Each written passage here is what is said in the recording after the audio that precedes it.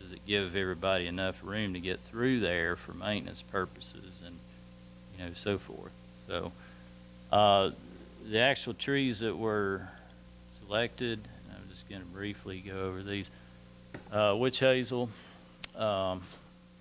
This is could be considered a shrub, but it is also considered a small tree. It has a really very unique year-round kind of interest, and it's very hardy. It's been used in a couple of parking lots in the town, and it seems to be doing very well. As I go out and inspect commercial sites, and the plant material that dies most frequently are dogwoods and white pines. They're both native, but they have the highest mortality rate, but I have not seen a witch hazel plant thus far die on a commercial site. Click's Funeral Home has them around the detention basin. There's some around the village at Parkside in front of the building. Yeah, it's a unique looking plant. Another one is serviceberry. Now this is a cultivar or a kind of a genetically engineered serviceberry that is called Autumn Brilliance, and that's what we're going to plant out there because it's hardier, less susceptible to disease and insects and problems, and is very, very colorful in the fall in particular. These trees have really good color both in the spring and the fall. They have white flowers in the spring.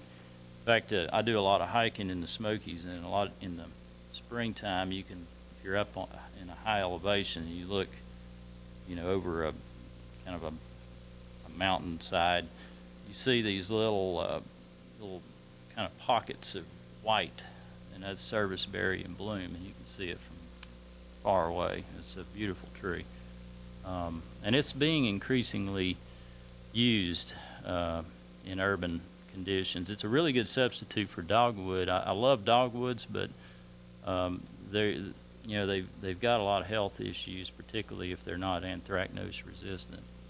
And this is a little bit more hardier tree in general.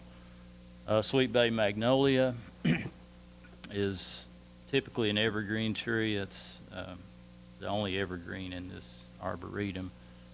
That's another, got a pretty white flower in the late spring. This is probably one of the more unique trees, white fringe tree. There's some of these at Campbell Station Park. They've done pretty well, not as well as I would have hoped, but they're all still alive, and they just are very unique looking. They have very unique fruit in the fall, and then of course these real showy white flowers in the spring.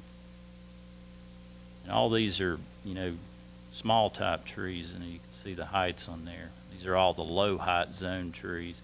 Black Hall Viburnum is another one.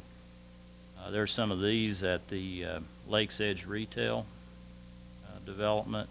This is one of the most hardy trees you can plant. I don't know why this material is not more heavily used. It's an outstanding tree. This one is a little more finicky, red buckeye. You may see that sometimes in the woods. There's some of those over in Concord at some of those hiking trails off North Shore Road. But in the right conditions, this is a great plant to really naturalize an area. And we'll probably put that in an area where it's got a little bit of shade and a little moisture.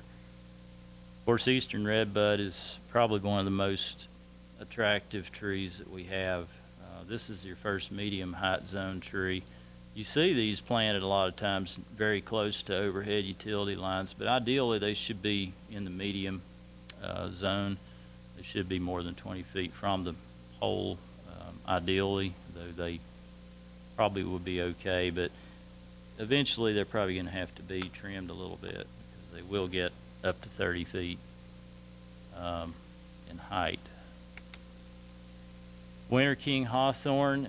Winter King's another cultivar of green hawthorn, basically. You probably have seen these trees right now at different sites. They have red berry. They're covered in red berries. They have no leaves on them right now, but they're covered in red berries, and they're very unique looking in the winter. That's why they're called Winter King. Very attractive tree. It really has good year-round interest, and it's being increasingly more used in the urban landscape. It's a very hardy, kind of drought-tolerant tree. Hornbeam, another one that's getting more use. You know, as these trees mature, their bark is real unusual looking. It's kind of wavy, and I'm not sure if any of you have seen mature hornbeam trees, but they're very unique looking tree. And then of course, flowering dogwood. We would be remiss without adding some dogwood trees to the Arboretum. They are probably the most finicky of all the plants that are on this list. But I'm sure we'll select some anthracnose resistant cultivars, which would give them a better chance for survival. We'll have to also be pretty careful where we place these trees. They need to be in an area, ideally it has some enough shade where they're not out, you know, in the full exposure. So that's the plant material that's proposed in the Arboretum. Now, once we get the trees installed, the plan is to basically evaluate and assess what we've done for a period of time, probably a year, see how everything's doing, and if everything looks like it's, you know,